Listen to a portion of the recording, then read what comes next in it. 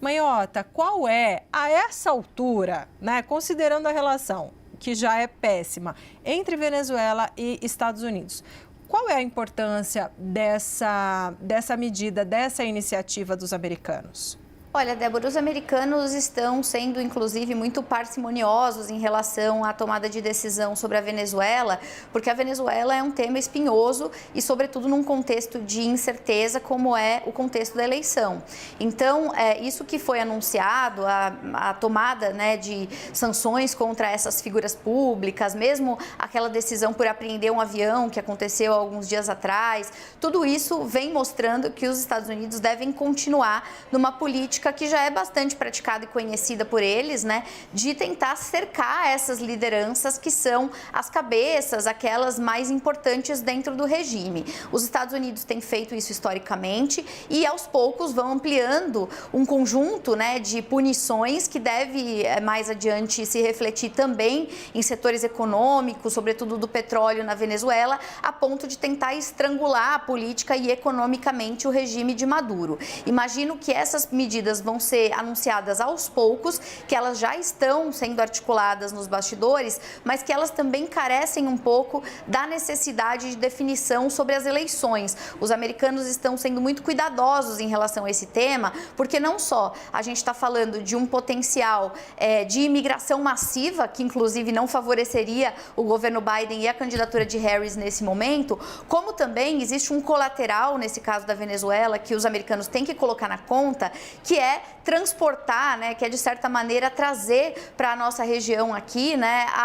o conflito hegemônico que existe. Quer dizer, hoje os principais parceiros que a Venezuela possui são China e Rússia. China muito importante para manter, num contexto de sanções, a estabilidade econômica e energética da Venezuela. A Rússia também uma importante parceira do ponto de vista não só político-ideológico, em fóruns multilaterais e tudo isso, mas também do ponto de vista militar, é quem abastece a Venezuela nesse sentido e, portanto, qualquer passo em falso pode, claro, afastar os Estados Unidos da Venezuela ainda mais, isolar a Venezuela na região, como já parece ser uma realidade, uma tendência, e jogar a Venezuela com tudo para cima dos seus já aliados, o que poderia fazer com que temas que nesse momento estão circunscritos a outras partes do mundo possam vir parar aqui no hemisfério ocidental. Então, eu tenho a sensação de que a tendência é de reprodução dos padrões anteriores, então vai ser sim anunciado um conjunto de sanções cada vez mais duro, cada vez mais agressivo,